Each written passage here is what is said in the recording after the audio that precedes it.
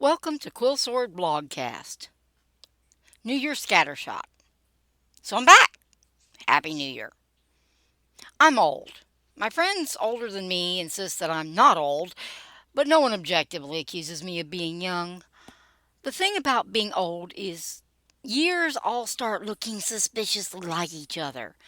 Decades look a bit different, but years look a lot like carbon copies. The other problem is you're the only one that remembers what a carbon copy is. I'd recommend getting against getting old, except for the fact that it beats the heck out of staying young. Oh, you miss things like functional knees, but the ability to say whatever you want because neither your mom nor your boss are going to complain more than makes up for it. Also, you are better educated than anything 20 years your junior. I can outmath and outspell all them young'uns, and I stunk at both in school. We probably need to fix that. A couple more generations like this, and getting a man to the corner store without Google will be a bigger accomplishment than getting one to the moon. Oh, don't get too upset. Half the problem this country is facing is two generations now allowed to vote that think nothing is important unless it is a crisis. The result is that they freak out over something that might happen in 100 years because the media tells them it's a crisis. But all that boring stuff that they can actually do something about, they ignore that because no one has told them it was a crisis. Millennials are beginning to notice that their kids not only can't get jobs, they can't navigate a block. In time honored and just as stupid as their parents' manner, they're panicking and decrying the education crisis and iPad kids. Who still uses iPads anyway? Anywho, their little latchkey backsides will overreact and solve the problem, probably with homeschooling and playing Tiger Mom. Like I said, all these changes start looking a lot like last year's model. You don't know what a last year's model is, do you? Whippersnapper. Just a thought, but maybe if we put more thought into the original policy, we'd spend less time fixing the latest mess that isn't really a crisis. But we're doing the headless chicken dance about it anyway. Let me help you iPad moms out a bit.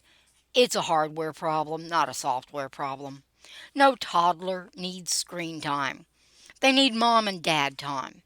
If you're too tired to handle that, time to reassess either the job or the lifestyle. Do that now before you lose the best part of being a parent. The little monster loves the heck out of you. They grow out of that pretty fast.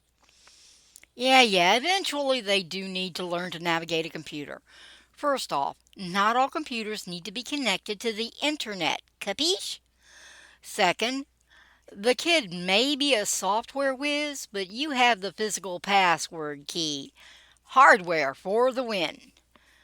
This is why your tax dollars pay for one poor Marine to chase the president around carrying the guy's luggage. The president needs physical access to the necessary codes before he can nuke anything. Expensive? Yes, but it beats the heck out of some teenage twerp pulling a 21st century version of War Games. You don't know what War Games was either. You do realize you literally have a ginormous university in your pocket, right? It's gonna be easier to provide the link than to get you to look up the 80s movie, right? Sheesh.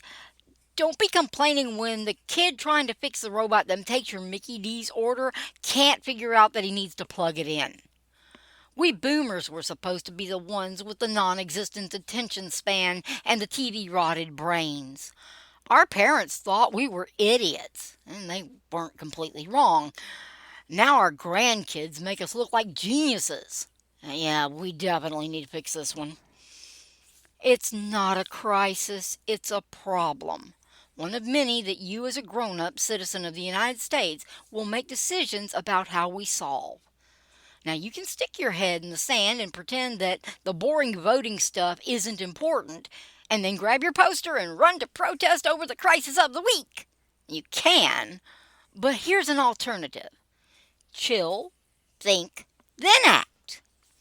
On the bright side, you'll kill fewer trees and fill the landfills a tad slower by not using so dang much poster board. Nah, it's really not nearly as much fun as getting your panties in a wad over whatever the media is on about today, but it's a dang sight more effective. Not efficient. Efficiency is not what you want in government. An efficient government can strip you of your rights before you know what happened. What you want is an effective governance. Big words, but the simple idea. Run the place well. In case you missed it, that means you. This whole government by the people thing means that the people actually have to govern their government. For the large word challenge, that means you have to do the job. Not you general, but you personally. Get informed, get involved, and get going. Or quit complaining that they aren't doing whatever you think they are supposed to do. They is you. There's no magic formula. People only come in size human, and that means that they will mess up. More often than we'd like to admit, on purpose. Remember, this includes you. Be charitable, but not stupid. The stick you poke others with will be used to poke you. Sharp or soft, you choose. But that's so hard. Nah, that's grown up. It's pretty easy and can be a total blast as long as you get ahead of the job. If you wait till things are really a crisis, it's like being run over by a steamroller. Oh, for pity's sake, don't they teach you anything in school anymore? Look it up. Back? Good. See, grown up isn't so hard. You looked it up all by yourself and now you know what a steamroller is and why you don't want to get run over by one. Look, you can do one of three things. Lead, follow, or get run over.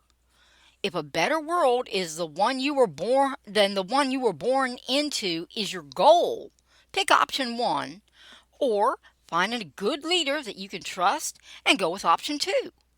Option 3 is what happens when life happens to you instead of you living life. Wait, living life sounds fun. Making a better world sounds tough. They're the same thing unless you like being a pancake. Life is what happens every instant you're alive, not merely what happens on vacation. If you wait to live, you'll miss out. If you think vacation is all there is to living, you'll miss out on all the best bits. Being the person you can be, not just the one you want to be or should be, that's really living. Being the jerk who is the only attendee of his own funeral is not the goal. Being that guy that people trust and count on, that's the guy who leaves the world better than he found it. He's also the guy folks want to go on vacation with. No one said grown-ups don't get to have fun too. Real solutions aren't found in textbooks. If it were that easy, we'd have created a perfect world already. Real solutions are found when we take the responsibility and mess up a few dozen times. Grown-up is fun, but size human hurts a bit.